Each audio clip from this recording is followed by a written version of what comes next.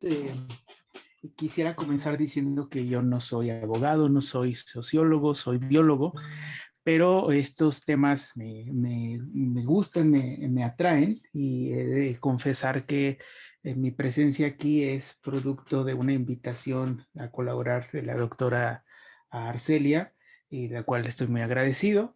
Y yo les voy a hablar un poco en cuestiones biológicas, pero también que a veces tocan temas geopolíticos, cuestiones económicas, y para entender un poquito más el contexto en cómo se han desarrollado las vacunas contra la COVID-19. Y el antecedente que tenemos es el desarrollo en el Reino Unido por Edward Jenner, en donde se dio cuenta, producto de experiencia simplemente empírica de personas, de lecheras, de mujeres que se dedicaban a obtener productos lácteos de las vacas. Aquí vemos la vaquita. Pues la viruela, como una enfermedad que afecta tanto a humanos como a otros animales, se percató empíricamente la gente que cuando tenía contacto con vacas que tenían infecciones de viruela y ellos tenían un contacto físico directo, bueno, esta gente no enfermaba de viruela propiamente humana. Entonces, Edward Jenner se le ocurrió la idea de inocular a la gente, y cosa que ya hacían los turcos desde el siglo X, para que los infantes y los adultos ya no generaran esta enfermedad. Pero hay otro personaje que casi no se conoce, casi no se habla, Mary Montagu, por cuestiones de género, en donde ya ella había hecho algo muy similar. Entonces, igual en el Reino Unido, tanto Edward Jenner como Mary Montagu son los antecedentes que tenemos de este proceso de biotecnología tan valioso que hasta la fecha nos interesa tanto. Y recordando rápidamente cómo funciona una vacuna, pues es un estímulo al sistema inmunológico, en donde uno le da una muestra, le enseña a un agente externo, una parte de un agente patógeno, y entonces el cuerpo va a aprender a distinguir ese patógeno como una enfermedad nueva, va a incrementar su acervo de enfermedades.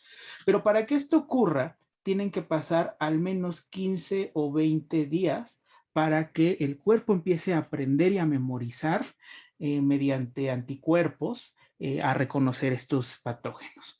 Y bueno, cuando empezó la pandemia, yo me acordaba que mucha gente decía, bueno, es que para tener una vacuna vamos a tardar muchos años, y en un escenario típico del desarrollo de una vacuna, tienen que pasar varias fases.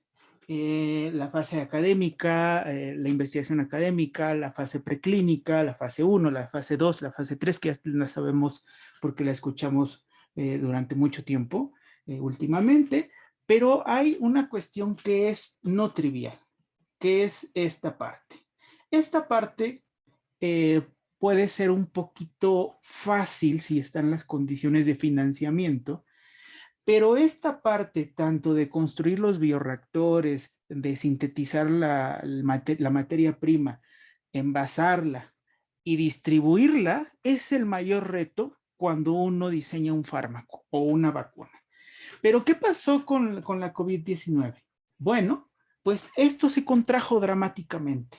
Prácticamente se recurrieron estas fases a meses. Eso fue increíblemente producto de una cooperación internacional, porque había intereses económicos, porque hubo muchos países afectados y hubo una gran proporción de gente que estaba falleciendo. Y un punto muy importante es la dispersión.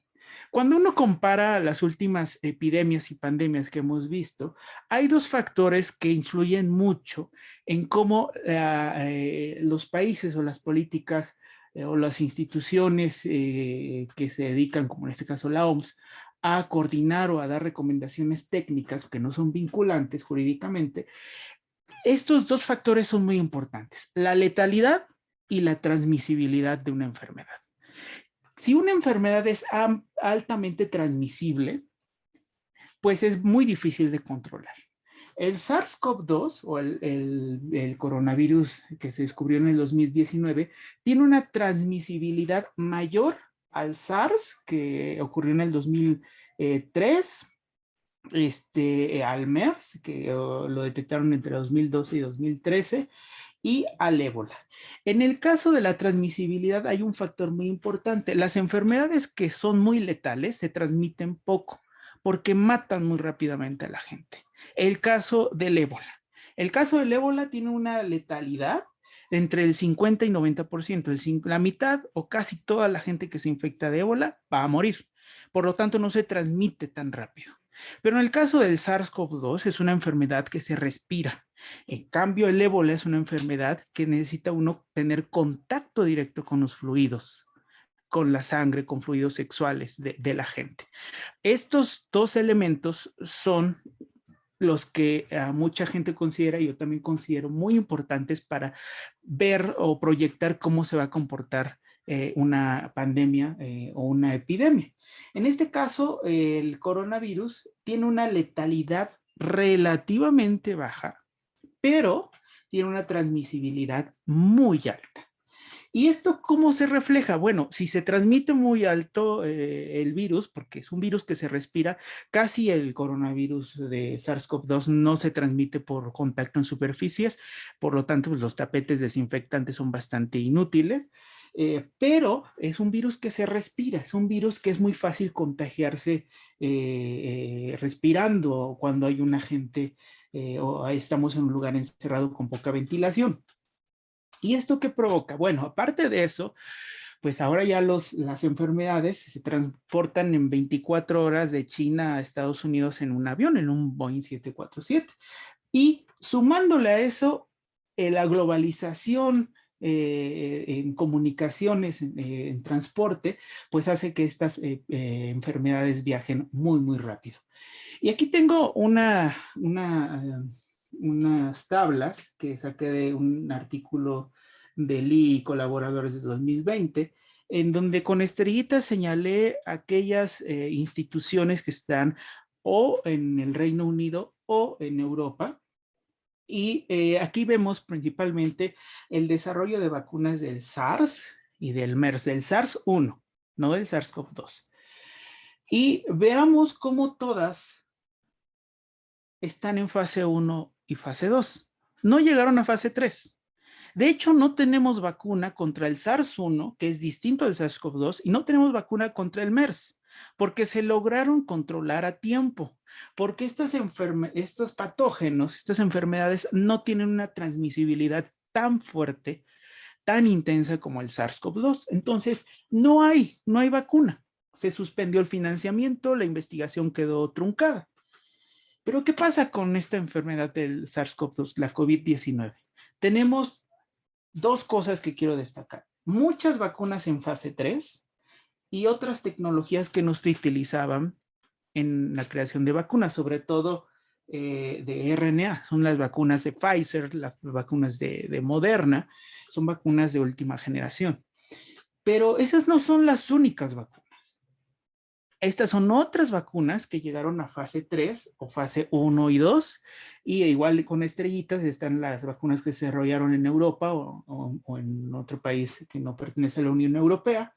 Y vean cómo es algo casi, por eso le puse ese título, casi esquizofrénico. O sea, todo el mundo a invertir, todo el mundo a estudiar, todo el mundo a tomarse en serio que la investigación biotecnológica era muy importante en este momento. Todavía hay más vacunas. O sea, no solo son las que están aprobadas para uso de emergencia, no están aprobadas ni por ninguna institución de salud, ni la FDA, ni la COFEPRIS aquí, ni la Agencia de Medicamentos de Europa. No, ninguna, en ningún lugar está aprobado. Está usándose como emergencia.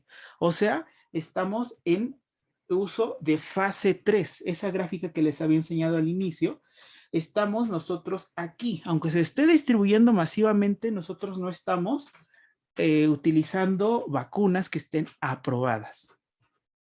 Y regresando rápidamente al ejemplo del ébola, que ya les había enseñado que tenía una letalidad de entre el 50 y el 90%, pues ¿cuántas vacunas hay del ébola? Es una enfermedad que se ha restringido mucho a África. Hay 4 casos en Europa y 4 casos en Estados Unidos. Pues hay 2 vacunas nada más aprobadas y una en fase 3. Hay 2 vacunas aprobadas. Se logró contener esta enfermedad. Y bueno, hay que considerar también que el contexto en donde el ébola ocurrió fue en África. Apenas si llegaron casos a Estados Unidos, apenas si llegaron casos a Europa, con los dedos de una mano se pueden contar. Y bueno, digamos que es un patógeno que está relativamente controlado. Entonces, regresando a esta gráfica rápidamente, vamos a ver que nos recorrimos 5 años en el tiempo en un escenario típico del desarrollo de una vacuna. Y cuando uno habla de eficacia de una vacuna, hay distintas formas de medir la eficacia. Uno, que la gente no se muera. Uno, que no desarrolla la enfermedad, o dos, perdón, que no desarrolla la enfermedad grave. Y otro, que no vaya a dar al hospital. Entonces, son distintas formas de medir qué tan efectiva es una vacuna. Y estas efectividades, quiero decirles que son increíbles, increíbles. Si contrastamos con la eficacia de efectividad, perdón, de las vacunas de la influenza, 19%, 45% o 60%. Las vacunas que estamos teniendo en este momento son increíbles. Hasta una vacuna del 46% o 47% como CureVac es magnífica. Pero ¿qué pasa? No hay ningún sentido en creer que la vacunación es efectiva si no se tiene inmunizada entre el 60 y el 70% de la población. Para que se cree una inmunidad, perdón, de rebaño, necesita la población estar inmunizada entre el 60 y el 70%. Si no, no sirve de nada. Es un desperdicio de recursos, es un desperdicio de inversión, si se quiere ver así pragmáticamente. Es un ciclo vicioso en el que tenemos que estar muy conscientes y a mí me encantaría que muchos países tomaran esa iniciativa, creo que la están tomando, en donde el consumo masivo de recursos naturales, la ignorancia, los procesos de urbanización, el contacto con especies silvestres, producen eventos de zoonosis, que es el brinco de enfermedades de animales a humanos.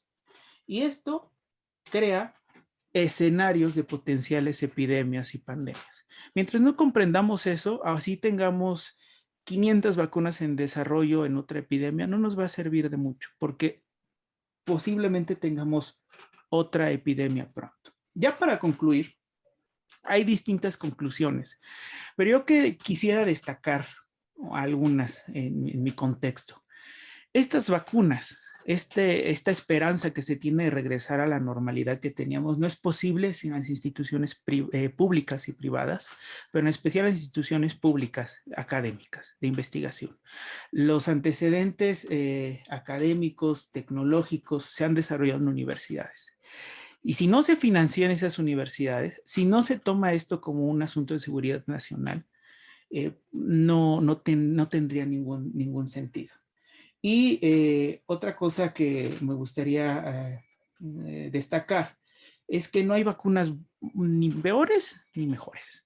La mejor vacuna es la que hay. Son palabras de Alejandro Macías, el doctor Alejandro Macías.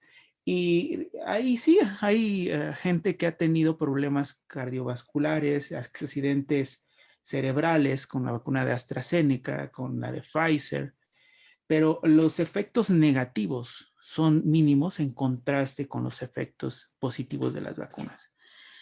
Y para terminar y darles las gracias, Jonas Salk, que fue uno de los pioneros e investigadores que propuso una vacuna para la polio, contra la poliomielitis, le preguntaron cuando estaba en el éxito, porque estaba funcionando muy bien su vacuna, le dijeron, oiga, ¿y por qué no la patenta?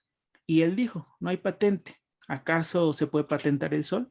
Bueno, Pfizer en estos momentos está teniendo unas ganancias increíbles por estas cuestiones económicas, ¿no?